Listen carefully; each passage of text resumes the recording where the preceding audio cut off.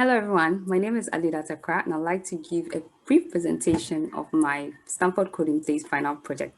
This project solves a data science problem by picking data in a CSV file and creating a heat map visualization out of that data.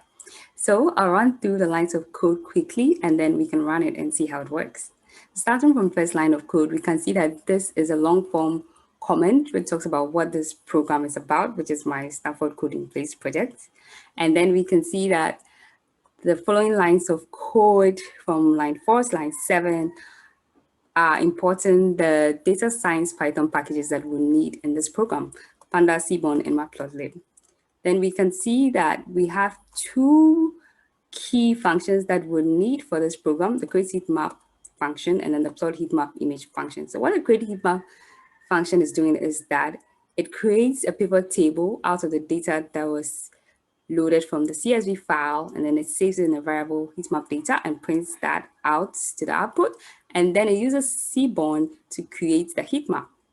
Then the plot heat map image function creates the actual image by saving it with this title that we have right here. So let's look at the main function.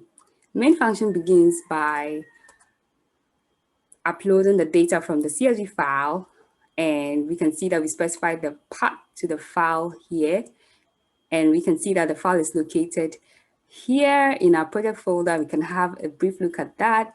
It's data on life expectancy by country, so we have it here. Let's go back to the project.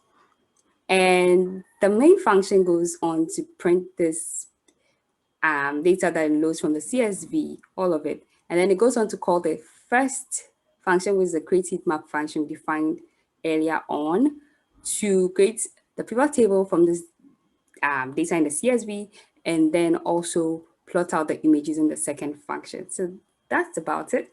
Let's run it and see how it looks like. So I'll come to the terminal and type in the command to run it.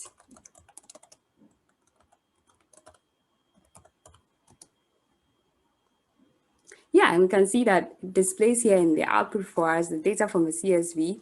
There's a lot in the CSV, so we can see that's right about 1,704 rows and 6 columns.